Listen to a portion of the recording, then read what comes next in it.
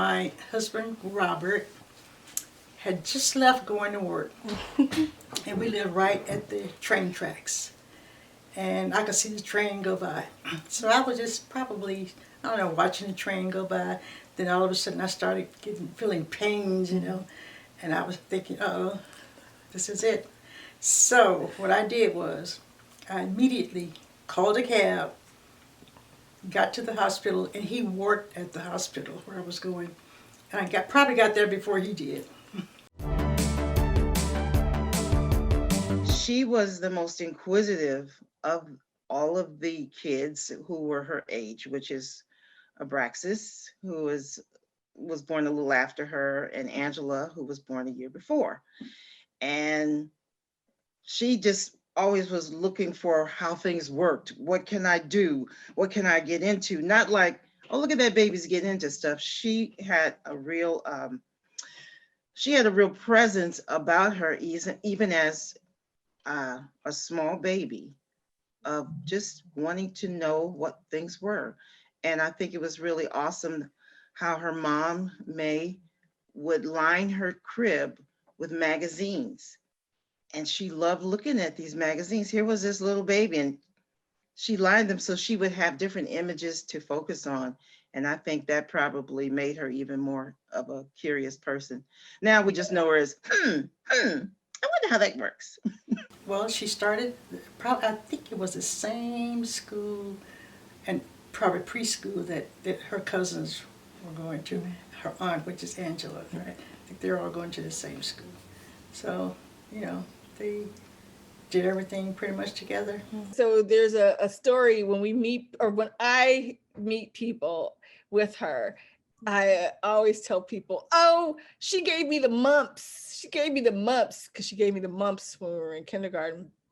And I stopped doing that. I was like, let me stop doing that because I'm censoring myself when I do that. And then one of the last times we met someone that she knew, she said, I gave her the mumps. And so and I know that that's like a weird kind of thing.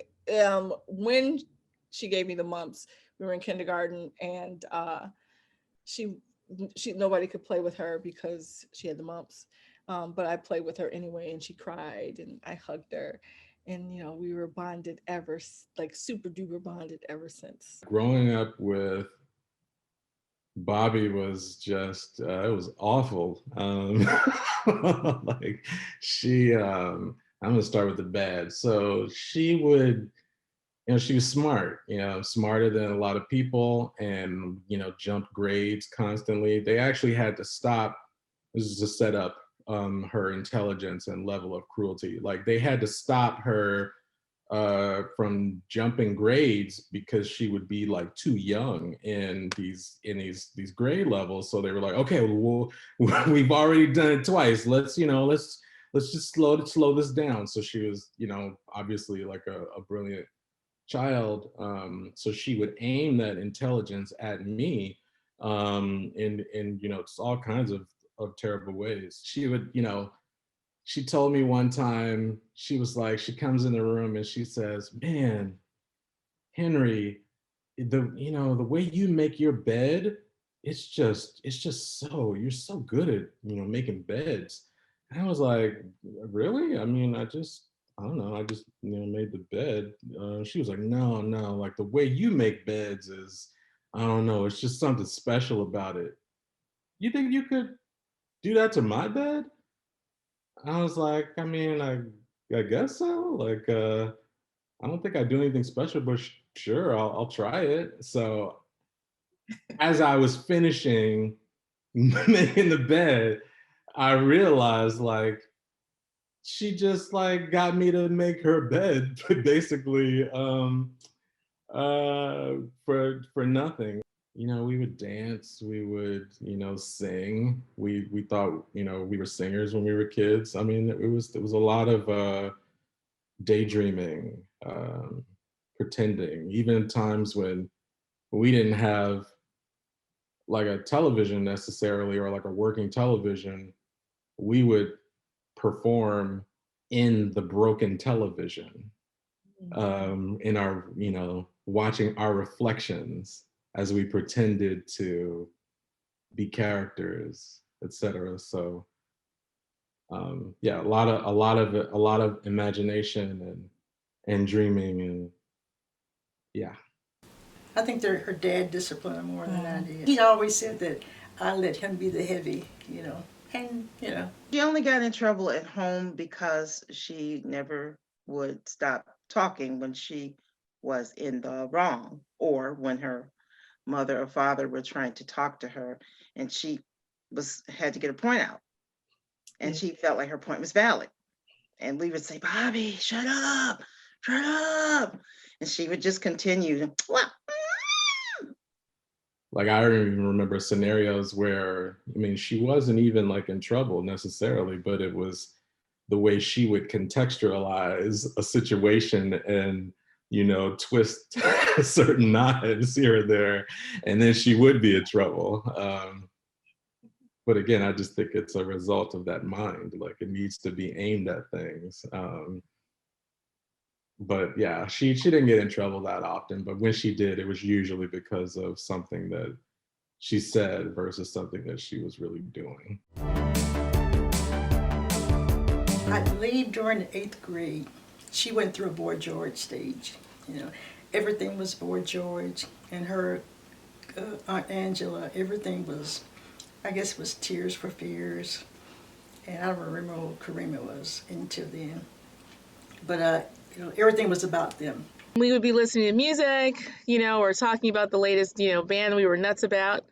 Culture Club was huge in the 80s, so we were always talking about that. She found him, and I thought he was cool too, and so that was, something that we had in common and enjoyed for, a few years, a good few years. The late 80s was a real fly time, and I just remember the way she dressed. Like, all of them, really, you can see the pictures, but you associate the three of them together, and I just remember like the Reeboks and the thick socks and yeah, like I think she was into that. And when she was a teenager, I was very young. I was like 5, 6, but I just remember seeing that, and in the house on 75th, being in her room. I remember it being so neat. It was very, very neat.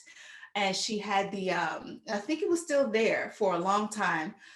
I think it was in her room. The light, the light had like names of bands. I think it was there for a long time, even when we were in the house, like that light that was there. Yeah. We did a lot of fun stuff together. We saw the whole city.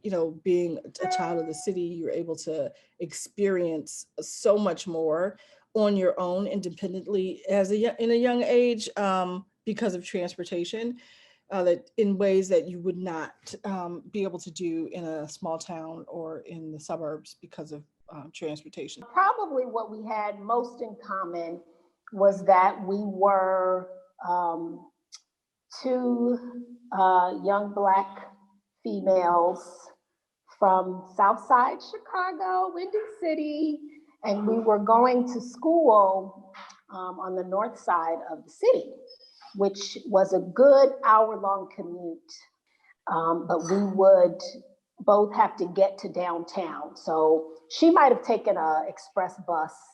I had to take a train and then transfer. And so we would take the Ravenswood line, which is now the Brown line in Chicago, from downtown Chicago up to the northeast side of, I guess actually northwest side of the city. And we were probably on that Brown line together, gosh, okay, now I gotta think, 37 years ago. I'm sure a good 20, if not 30 minutes. So it was about half of the commute was on that Brown line. And so we, for sure after school, when our extracurricular activities did not conflict, we would ride the train home. One of her early successes in high school was she was the editor of a citywide high school newspaper called New Expressions. And that was a big deal. Of the high schools in the Chicago area, she was the editor. I don't remember what year that was, but yeah, and there was a write-up in I know the Chicago Sun-Times and the Tribune. They all did write-ups.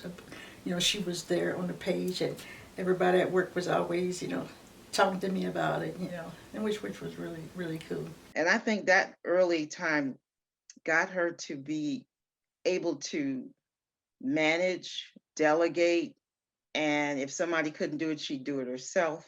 She inspired a lot of people. A lot of people were just like, if Bobby says this, then it's golden. Because a lot of confidence there. Back when she was running for, I think, student council or president or something at Von Steuben, our high school, her slogan was, "I'm decisive and conclusive," and that is who she is. And a lot of people, looked up to her, respect her, including me. And so she's still that person, and you can see that. I'm thinking she probably, it was a close school, and I'm sure her dad didn't want her to go too far. She was kind of a daddy's girl. So I'm thinking she probably did research on Northwestern, and she liked what she saw, and she decided she was going to go there, and she went there. I feel like Roberta is a person that draws people to her. People feel like home when they're around her, and so I do have good memories of just us hitting it off and just free flowing and laughing and connecting. But that was just kind of her way of being with most people. She just had this very warm personality, this great open smile. I was kind of shy back then and a little bit introverted, but Roberta she's going to kill me for saying this, but when I met her, she liked wearing these, I guess they were called singles or singlets. Okay. And basically your mother had a very bright outfit on every day. Like bright yellow, bright blue. Roberta is a chameleon. She can weave in and out of all different situations. From being in a room full of people that don't look anything like her or don't talk like anything like her, to being in a room of people that look exactly like her and are from Chicago and so on and so forth. In terms of spending time with her when we were kind of like all hanging out together, it would be something ranging from cooking plantains and all sorts of things in my electric frying pan in my room, which was illegal, but huddling around cooking, and then we would actually go out in the sweet living room area and have like a amazing meal, because you get tired of dorm food. I remember her saying, "I'm going to become a singer," and so I remember in college she took singing classes at some place by our dorm. She said one day, "I want to learn how to sing. I'm going to get a singing coach," and we all thought she was crazy, but she was really like about the practice of learning how to sing. So that was an interest. She took Japanese for like 5 years. I'm half joking, 5 years. We weren't there for 5 years, but it felt like she took Japanese for like a long, long time and did not speak a word of it. And one day I'm like, "You've been taking Japanese for like a gazillion years or months. What are you going to talk about it?" She's like, "Oh, well, the first year is just writing kanji from left to right." And I was like, "Oh no." So I never heard her speak Japanese because she was always telling me that, "Oh, we're not ready to speak it yet. You have to learn the kanji." And I was like, "Oh, this is why I'm never going to take Japanese." Well, I do remember the window incident. I think that must have been my junior year. And by then we had known each other for a couple of years. And at that time I was living on the second floor. And so sometimes when I would lock myself out of my dorm room, it was kind of a pain, and well, it was just a pain to get an RA to let you in, and then you had to fill out like a little request for them to open up your door. So I would I would leave my window open, and so I would often jump from the first story windowsill, grab onto the second, and pull myself up. And I can't exactly remember. It wasn't my room. I think it was another roommate, another suite mate, I should say. Okay. And your mom was terrified of like escaping through the window. you know, and I said, don't worry, I'll make sure you don't fall. You have, you know, and she was like, are you sure? Are you absolutely sure? I said, don't, plenty strong, no problem. Well, she jumped and she jumped like I was Mr. Fantastic, you know, because she didn't gingerly go down or say lower me. She just jumped out and, you know, now true to my word, I didn't let her fall, but I certainly am glad that it happened back then when I was young. I'm a big believer in female empowerment, and not even female empowerment, just in general, just take risks, do what you need to do, learn what you need to learn. So, and I think I get that from my mother. She's, you know, so I learned how to drive stick manual from the beginning. And many, even my guy friends can't drive stick. So like when I heard she couldn't drive, I was like, oh, heck no. No. We're going to take care of that. So yeah, it was a little scary, but we had fun. She came home pretty often. Yeah, because it wasn't that far, just, you know, a train ride, which was good. And sometimes she would bring some of her friends home. And like on the holidays, they got to know her dad, and he would always cooking, and they was always talking about his food. So she came home, and he loved that. So yeah, she came home pretty often. I remember going down. I spent a lot of time going down to Roberta's family home on the south side of Chicago and hanging out with her brother and dad and mom as well, and visiting her mother at, I think it was, oh Lord, Northern Trust Bank. I feel like it was a big bank. I thought it was Northern Trust. So we go visit her mom, and then go talk to her dad, who was a server at some fancy schmancy hotel. I don't remember the name of the hotel. I thought it was a Four Seasons or something, but he was a high, you know, an amazing, like, not waiter, like server, meaning like extraordinaire. And I remember stopping by and saying hi to her dad. So those were fun times in Chicago. I would say Roberta is kind of like ride or die for all her people, whether it's brother, friends, etc. But her and her brother had a unique relationship in terms of, I don't know, I feel like very, very close, and not had, like past tense, like have a very close relationship and very supportive. So me and Bobby fought. All my positive realizations of her came, you know, in you know, actually they began at the point in which she left for college, because we fought constantly all of our lives, like, you know, yelling at each other, talking about each other, you know, play fighting with each other, like, you know, that's what we did. But then when she left for college, this gap that was present, that was this partner that I had in my home experience, like it really, her absence showed me how much she meant to me. A lot of who I am as a human and as a person has a lot to do with her. You know, she schooled me on how to be. She protected me in situations where most people didn't even know I needed to be protected. She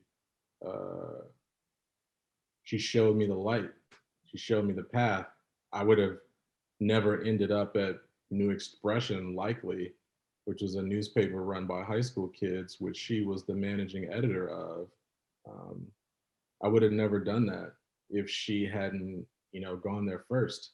I probably wouldn't have traveled as far to go to high school or had the bravery to think that this was possible to do if she hadn't done it first, going to Von Steuben. And I'm these are just two examples of things that, you know, if I hadn't done those things, I'd be a completely different person. You know, I grew up on the South Side of Chicago, but I was raised on the Ave. You know, I was raised downtown. on Michigan Avenue. And you know, and the ability to cut my teeth on so many things at New Expression, and meeting Bill Haljan and the people that put me on is what got me into advertising. So I there's so many ways that I could think of, and how so many aspects of who I am are a direct result of Roberta. I could almost say at almost every conversation we would have an argument about why Bob Dylan was, you know, like one of the most famous, fabulous musicians of all time. Your mother loved him, and I just could not stand him. And so, of course, I would start crooning like he does. I'm like, how does that even sound like music? It's not about the music, it's about the lyrics. Oh, there's so many other people that have better lyrics that also sound good. She has a lot of interest in some of the things I'm not interested in. And Bob Dylan was one of them. I'm like, that's crazy. Like, that's crazy. You lived in what happened? You lived in a castle, or some of your friends lived in a castle in England. So she had a whole like phase of travel abroad. Like, I knew she was safe because she's independent and she's intelligent, but I actually was worried at points of time. I'm like, where are you living? How are you eating? Oh, you're working in a bar with Kelly or something, our other friend, and you're roaming around, and then now you land yourself in a castle, maybe with Liz. And I was like, what is that all about? And there's a Bob Dylan story somewhere in there. And I thought it was really, really cool, you know, she was gonna do this, but I was a little afraid.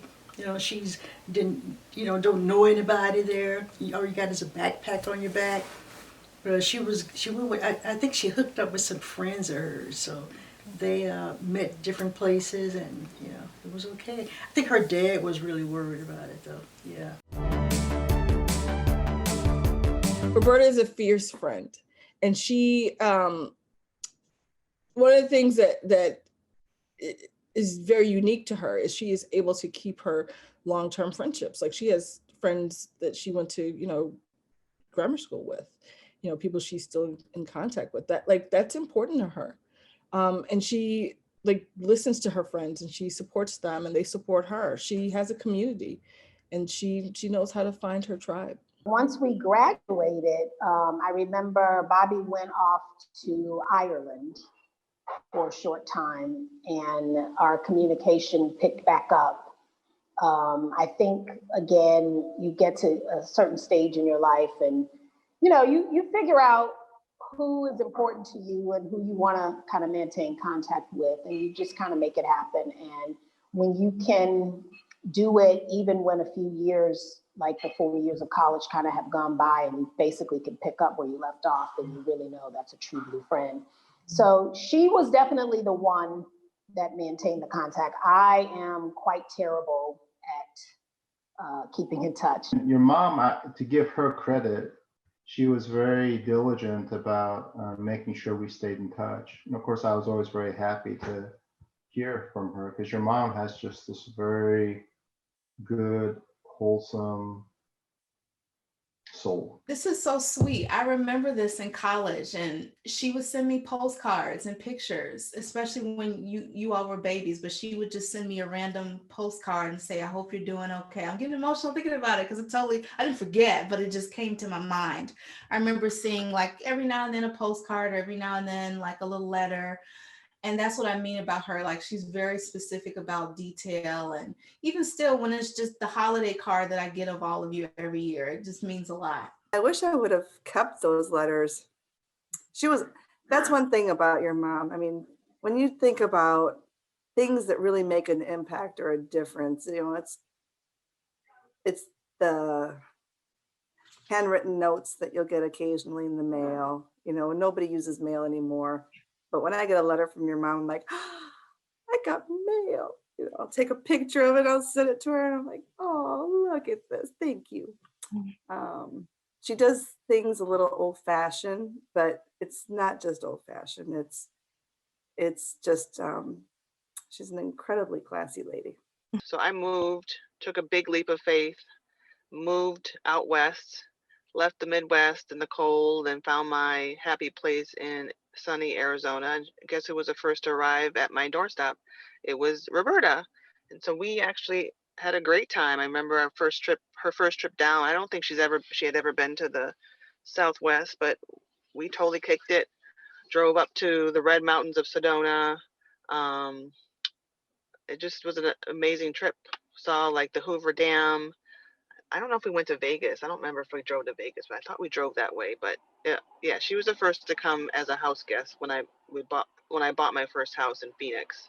I mean, she came when LJ, who's the oldest of our mutual kids, I guess, your mom came to the hospital at Rush and was there.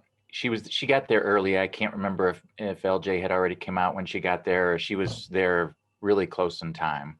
I do remember her coming to the hospital and being around at that time.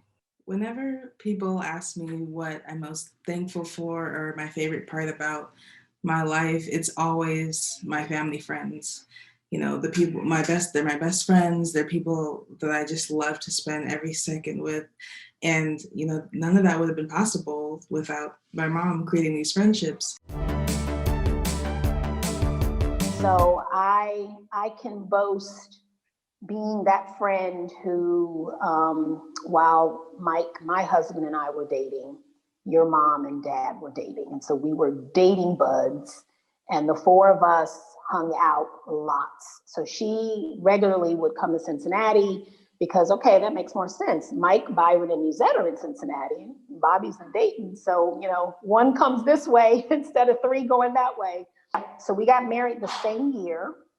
It was interesting because Bobby knew that the engagement was coming, and we had a great little girls' trip to a jewelry store, and I was like, "What are we doing?" And she's like, "I gotta find my ring," and I'm like, "What? Find your ring?" And sure enough, within months, I mean, I want to say it was the spring when we were winter spring. So the first. I'm going to call it March, April timeframe. And then I want to say that they were engaged July and planned a wedding for January. After they got married, they went back to Ohio. And then her and your Byron, they were, I don't know, they did racquetball or something. And that's when she broke her Achilles thing. And then so she came back to Chicago and they stayed with us. They stayed with us until it healed. And we had a three flat apartment building with an English basement, and they stayed in the English basement. After they left there, they must have moved to, I'm not sure, maybe where you were born. Yeah. And I know Robert and I used to go over there. We went over there a few times, and to visit. And I think he always wanted to go because he loved to drive. He always wanted to go. So we would leave home not going anywhere, and end up on the highway going to their house, I was pregnant with Rory. And I was like almost due. And I had this dream that there was this little girl that was wild with a whole bunch of hair on top of her head and a ponytail. And then another part of the dream, your mother was in the bathroom washing her boobs. And then she was washing some fish. And then, so that's apparently in, old black tales. If you dream about fish, somebody's having a baby. And since I knew I was having a baby, I knew she was having a baby. I was like, oh, she's pregnant. And then I remember your dad was like, no, that's not what that dream means.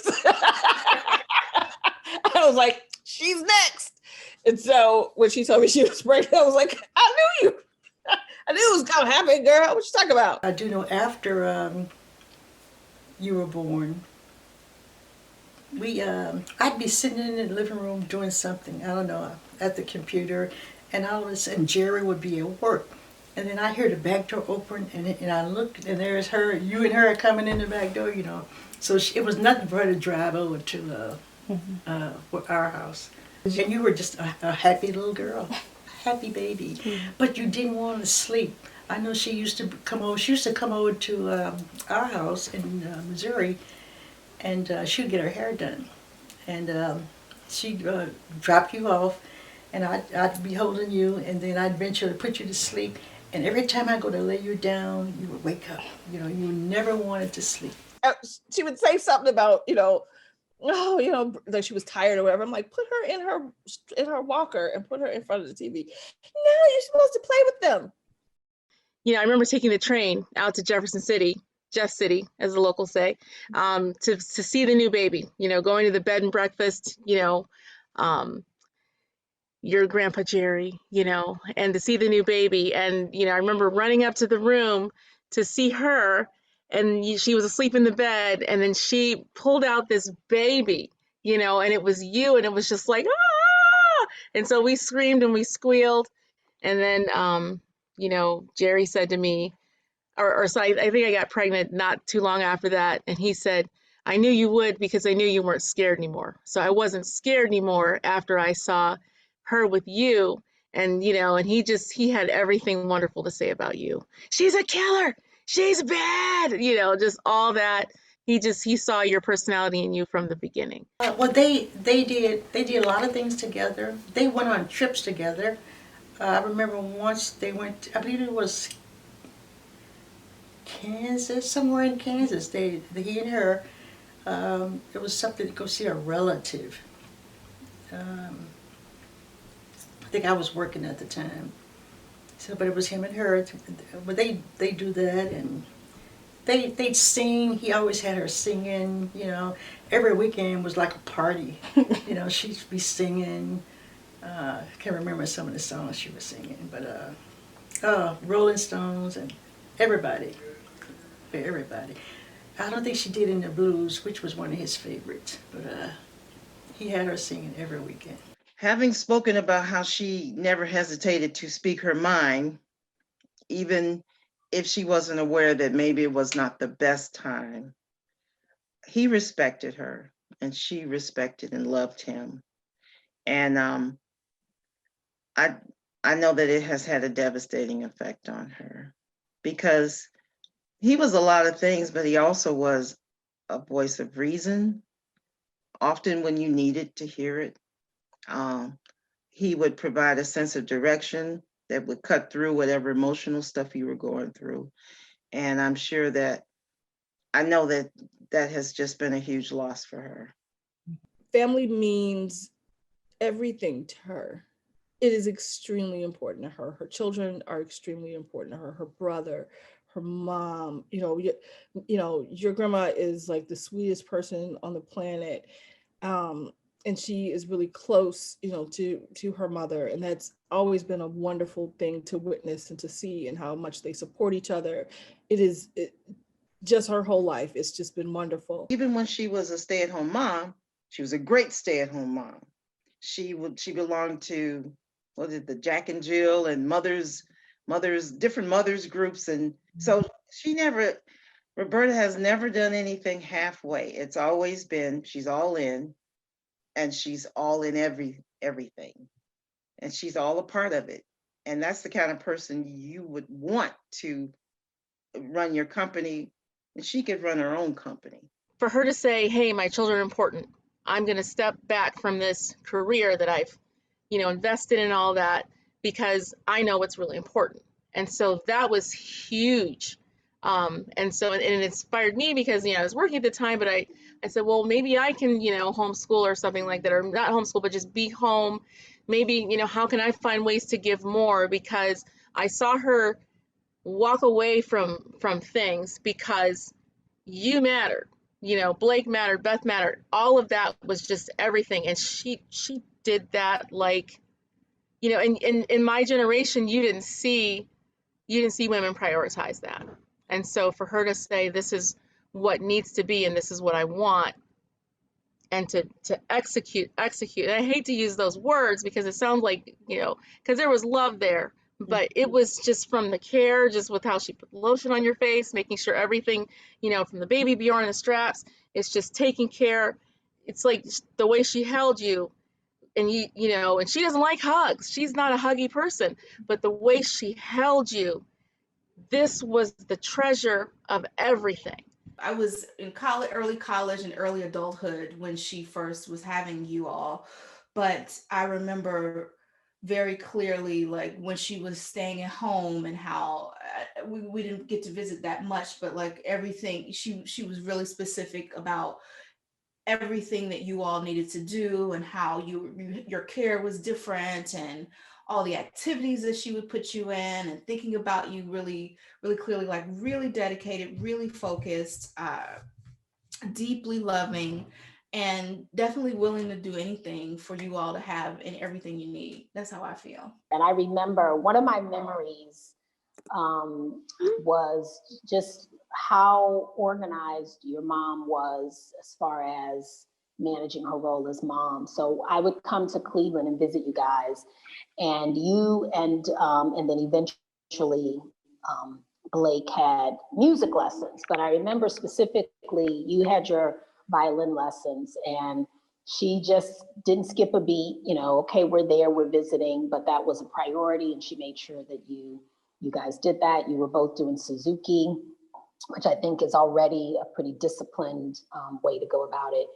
And I just thought that that was, you know, something really admirable, because I would probably be less apt to kind of maintain kind of the normal routine of things. But she was really good about that. And I remember even things like you guys having your naps and, you know, just kind of the regular structured types of things that are really important. Differentiation. I think she treats all her kids same foundationally, but is always about trying to differentiate her mothering skills based on the needs of her kids.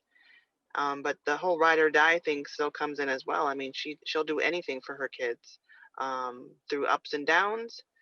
You know, she's always sacrificing things for the best, what's best for her kids, even if it means perhaps something that might not be great for her in the short term.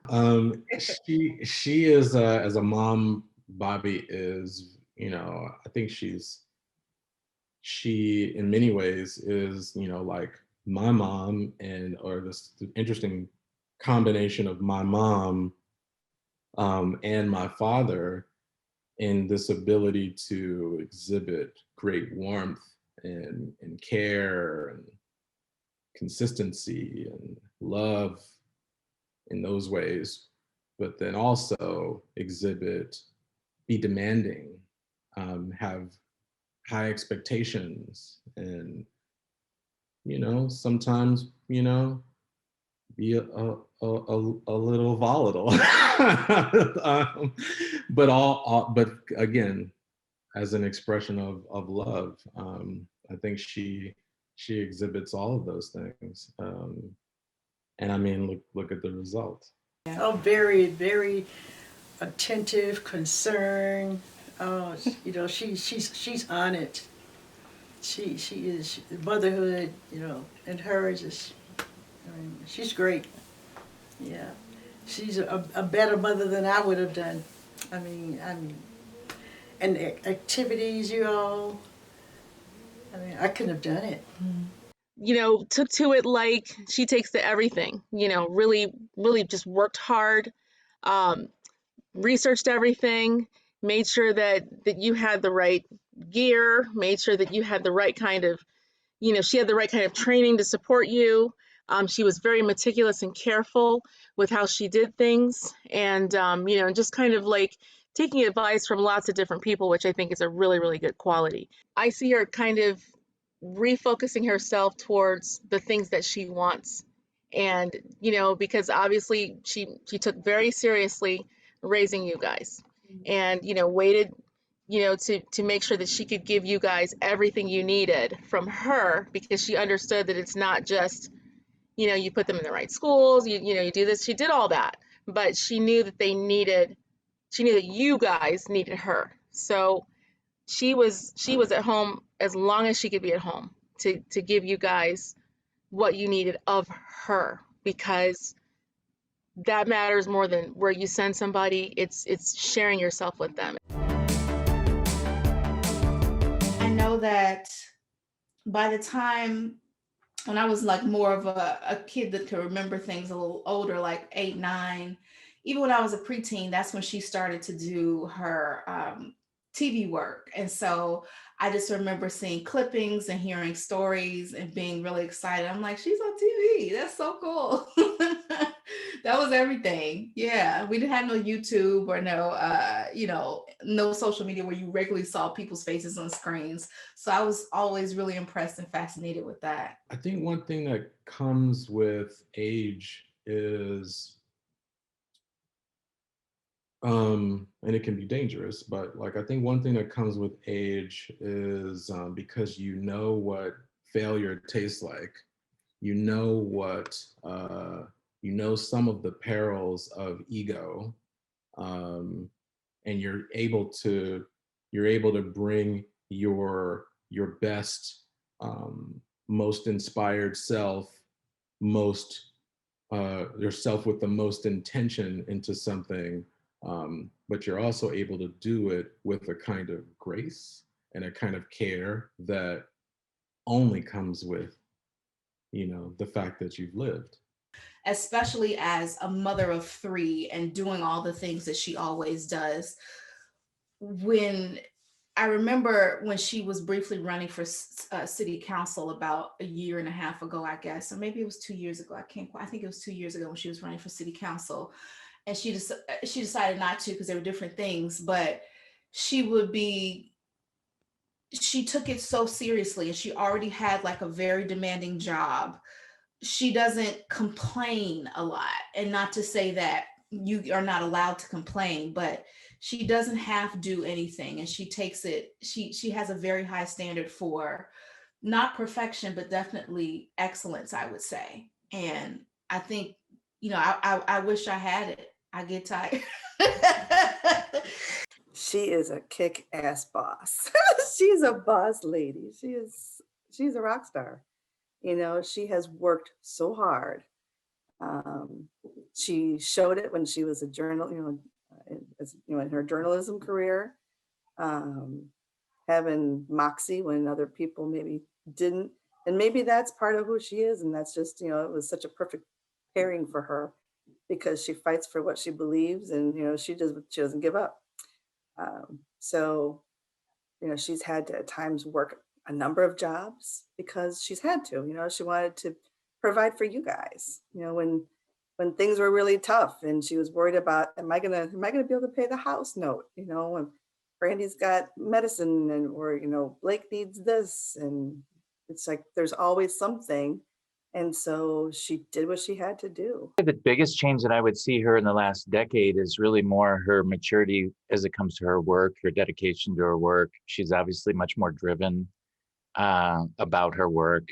She's very proud, and I'm very proud of her about her accomplishments. I mean, she's accomplished a lot, particularly obviously being the CEO of the Wildlife Prairie Park and all the work that she did at Neighborhood House. I think she's grown a lot. Obviously she was very talented and had an amazing background in media, but she, accomplished writer. She came here with a great skill set, but as far as like running a nonprofit, it's kind of, I think we're the second nonprofit that she worked in, but she just dug into everything, absorbed it, read up, found mentors, and did whatever she needed to excel. I guess one of the anecdotes, which I love about your mom, is because I value honesty. And I came in and we had an event that night. And I came in with like this jean jacket and dress, and she's like, "You're not gonna wear that tonight, are you?" And I hadn't known her very long, and I'm like, "What's wrong with what I'm wearing?" It wasn't what I was gonna wear, but I'm like, and she goes, "Well, it's fine for work, but don't wear that tonight." And she tried to make me a little bit more refined, which some of it rubbed off and some of it didn't, but it's just a great balance. Bobby's been ending up on television and, things since we were little kids. So when she shares things with me that she's doing, I often, I'm not surprised at all, just because this is just how she's always been. So I remember I my mom was picking me up from the train the last winter break, and she showed me this job offer from Wildlife Prairie Park. And I was just I didn't show it, but I was very emotional. I texted all my best friends, and they were happy for her because everybody can see how hard she works and how much she really deserved that job. And it was just a really great turning point. And I was just really thankful, to God and to everything that she was finally getting some credit. So here she is. She's now managing Wildlife Prairie Park. She's not an animal person. She's not a person who's used to having those kind of responsibilities. What did she do? She worked every day. She started before she was supposed to start. Before if the calendar says you start, jumped right in, did whatever research she needed. And that is her. That woman is so determined. I've told her recently, after we went to go visit the, I call it the zoo, but to see her in her new role, and I told her how proud I was. I said, I am just so amazingly proud at what you've done. You've not only have you made this wonderful career and a little bit of a transition, but the changes that you've made at Wildlife Prairie Park under your leadership, they knew that you were going to take this to the next level of what was needed. And I'm excited to see how things are going to continue in the future. Roberta is just a really great asset to the park and a great boss and mentor. Like, she has such a great attitude for things and such a zest for making things just more fun all the time. And she's just done such wonderful things for the Peoria community, and we're really, really fortunate to have her. She works incredibly hard and lives her job. She lives her family and she lives her job. I'm impressed with the level of dedication that she puts in and how hard she works. She works extremely hard. And I'm glad that she is now starting to get the kind of recognition that she deserves and that she's worked extremely hard for. I feel like I've learned so much from like all of my older cousins. They definitely, and I don't know if they know this, but like there's definitely so much inspiration that I draw and from them as they did things before anybody in our family really did. But I will say that there's definitely a level of strength and tenacity, and also just normalizing things as we are both adult women now. And I felt like that as I was growing up, like this is normal. And I remember having conversations like as a mom, and when I first became a mom, and she was asking me, and she was just like, yeah, this is normal. This is how it is, and this is what I would do, or this is what you could do. And never in a super pushy way, but always in a way of like, here's what I can offer to you. And that's very appreciated. I usually, if she comes to me for like business type things, she'll kind of bounce business ideas off me or vice versa. And I usually probably lean her more on kid situations, asking her kids, and I get the advice. So it's kind of a quid pro quo. We both have our strengths and weaknesses, and I go to her for so-called mom advice all the time about you guys, how to handle this or how to handle that. I, for one, would just have, due to my lack of patience, great frustration with momming. And I watch your mom and I'm kind of like, okay, do you ever raise your voice? And of course she does, but like, I didn't get to really see a lot of that. So I thought she had just an immense amount of patience with her role as a mom. And those are all things that I definitely admire. She always says to me now, oh, you're so OCD about, she knows I wasn't. I was like, you cleaned my house. But I would watch in awe about how, when I would be there, how she would be like, just always making sure all the pieces worked and everybody had what they needed. And yeah, that rubbed off on me, because you're never too old to learn from somebody else, especially somebody you love. Even like looking at this, my at-home teaching space, it's inspired by her, because even with you know, the major new full-time job and everything. It was really a job and a half. She still found time to make her space beautiful and to always be improving. And so every time it's like, okay, I need to put things back where they go, or I need to figure out where it goes and put it there, or let me make it beautiful. And, you know, just that comes from her. And then even, you know, when I showed her, hey, I got this space all set, that's it, I'm ready to go. She's like, all you need is pictures on the wall. Ah, so there's another thing. Okay, here's another layer, fine. So just always trying to, you know, aim for that kind of, you know, seeing her as, you know, so many people, me included, we see her as a gold standard for how you do things. And so it's like, okay, my house has to be ordered, you know, the children need to be in Kumon, you know, all of this. And so it's just the structure. And so going for that. And I know she gets some, you know, a lot of her creativity and her drive, you know, that comes from, you know, her father, my brother, and her never give up. That comes from, you know, your grandma, you know, her mother. And so just a lot of good things.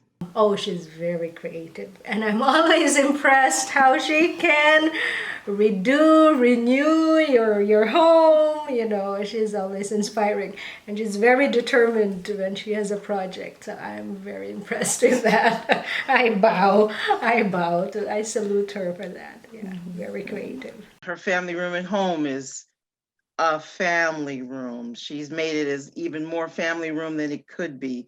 She's made her whole house about family. All her goals are about her loved ones and family first, and being so grateful to having her mother there. She talks to me about that a lot, how she's just so over the moon that she has her mother right there. I would, you know, she always says that I am her decorating inspiration. So I feel that that's something that I've been able to provide for her. And I'm honest with her about things, and she's always honest with me about things. And that's one of the things I really appreciated about her. If I could say, because I am a pretty honest person and straightforward person, and I could say that at the very beginning, you know, I always, you know, it might have either graded or really I was like, oh, that was the truth at the very beginning, because she would be honest. She would just say, oh, you should do this. And we're like, you know, why? No, why should I do that? I don't want to do that. But then, you know, I realized that it was coming from a place of love. And so that was a blessing. And then, you know, I just really admire and appreciate having someone who can be, that can pivot. I mean, I'm very similar to that too, where, you know, but I feel like she has less, she has a less of a angst, or at least it doesn't appear, about switching gears and doing different things. Like when I met her, she was a reporter, and then she's doing this. And I'm like, how did you even get this job as the director of the Parks Department? I think any time that maybe perhaps I'm a little bit too full of myself, your mother was always there to sometimes not so gently remind me to calm down. You know? That is the one thing we have in common, you know, the love of wine and champagne. And when we went out with Chella and her mom and Amy and her sister-in-law, you know, out to California, we had a great time. It was a lot of fun. You know, your mom and I shared a room together in a bed. You know, I mean, it's just like she's a sister. You know, it's nothing that I wouldn't do with any of my own family. You know, she's just become family. I have seen a lot of growth. Just life period will teach you that you can't always get what you want, and things are always not going to fall in place like you would like them to. And I've seen her become more accepting, more humble, more, if this is what I have to work with, then I'm going to make it work with what I have until I can get something better. She's just that, she's just able, not, I mean, that's not without any tears in between or any, you know, small moments of why is this happening and I don't deserve this. She gets past that. And I think her faith has a lot to do with it. And I think these challenges have strengthened her faith and also taught her that she can probably do anything. I think her commitment to her faith has deepened. She's become a little less strict with you guys. I've noticed that. I think at one point in time, she was definitely, really, she was strict, but she also was expecting you to be very independent, because I think that's kind of how she grew up. And she wanted to make sure that you guys all had that ability to be independent. And now that you guys are growing up, and she sees that, and she sees that she's done a good job. So now she can kind of back off and be a little bit more of a friend. We're always going to be moms, but can be somewhat of friends too. Yes, I think you go through life. When we met, we were in our late 30s, 40s, and when you reach that middle age of life, that can be very, very challenging for a lot of people. So we both grew together, and just being mothers, being friends, being women, being daughters, and also growing in your faith. Just the slow maturing process. That's so beautiful to see. Her relation, even though I know that she always had a relationship with God, I've seen that grow. I've seen her really, rely on God through the most difficult times in her life, and just as a person, and trying to, I feel like she always kind of had a confidence. We all have some things we're self-conscious about, but you have to be pretty confident to be on television in general. So that's a good thing. But just her confidence as a person, a mother, I feel like, and just to being a single mom. That's something I've seen her growing, and it's not an easy thing. I didn't have to do it for very long myself. So, just a snap of a period of time, but just becoming more, just having to deal with the situation as it comes, with each situation as it comes, and relying on God to help get her through those situations. I always know that when I go there, whatever house you all are living in, it'll have some, table and chair sitting on the porch where she will sit and do devotions and things like that. So that's a growth, and that's something that I have seen her continue to move closer and closer to God as time has gone on. As life presents its different challenges, she's always continued to rise and persevere. And that sounds like a general statement, but for those of us who know, that is absolutely a fact with her. Bobby will just continue to make a way or find a way and grow and strengthen. And as she is approaching a new decade, which is coming, a lot of people, I think as I am approaching new times too, often this particular decade is thought of as a time when, things start to go a different way. But for her, I feel like she's only beginning to just really fully step into who she is and find so much more new joy and discovery, and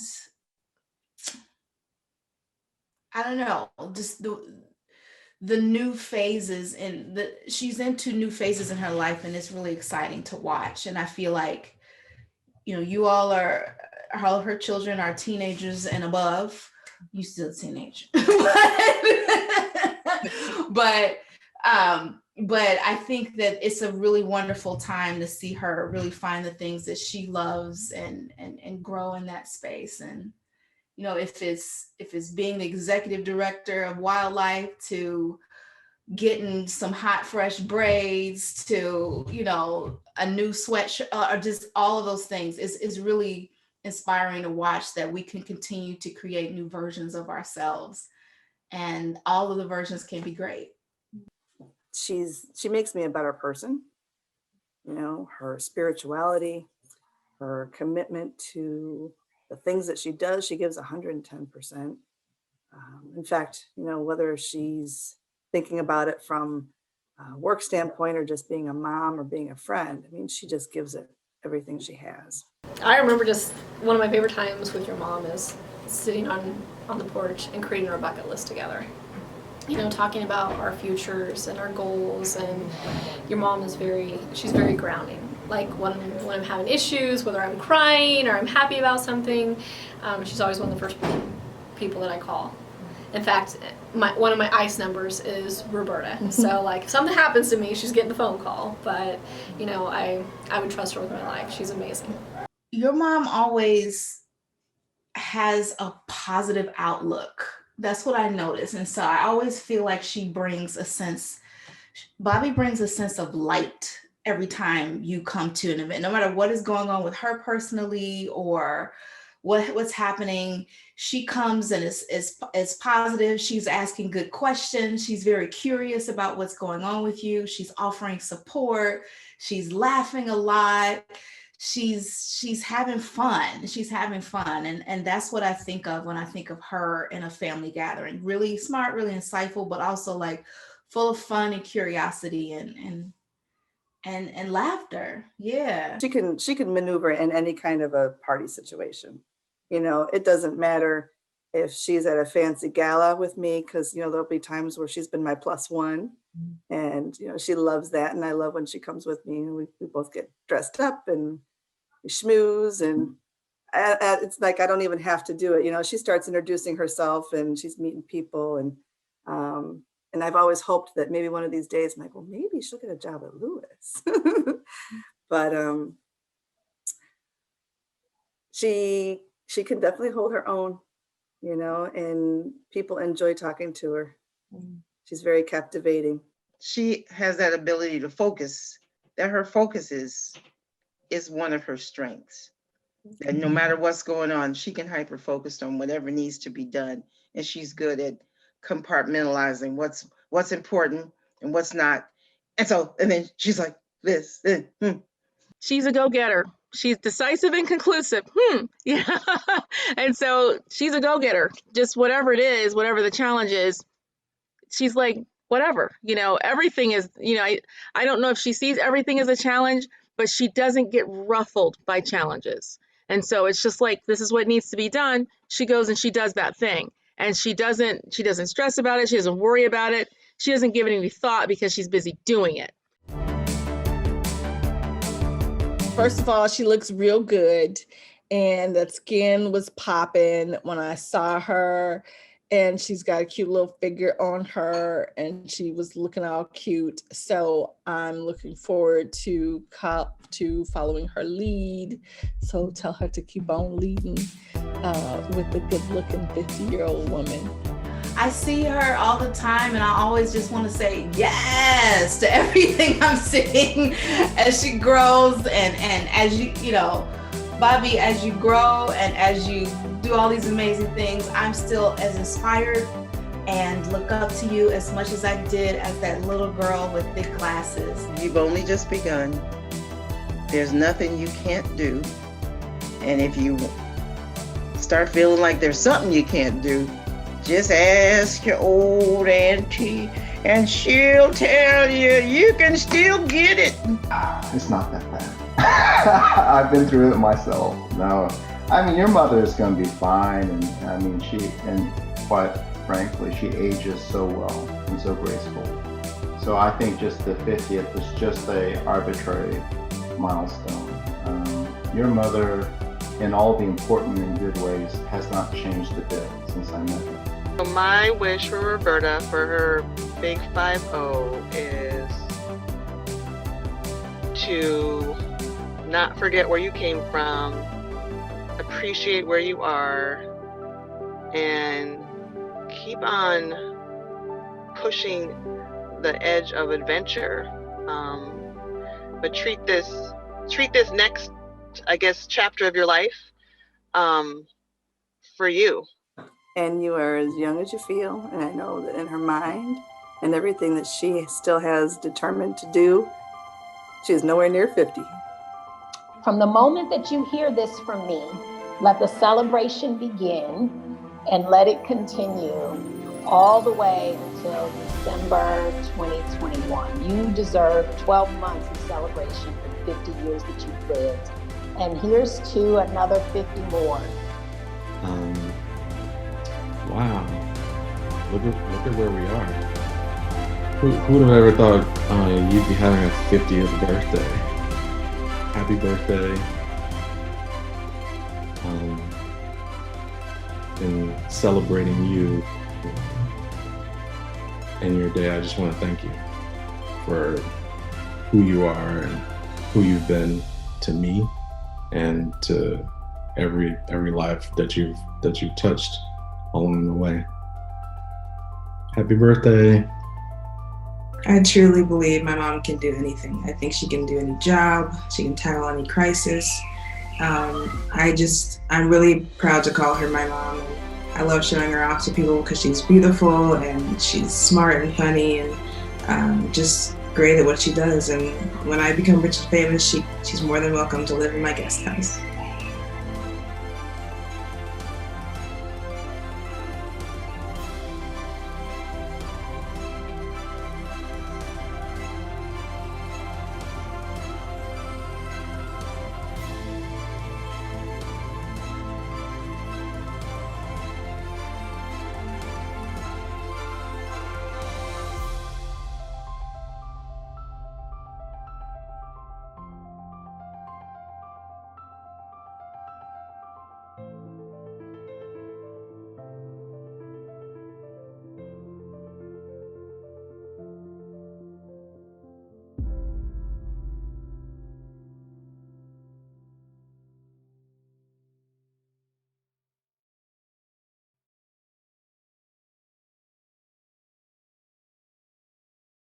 How does it feel to be turning 50?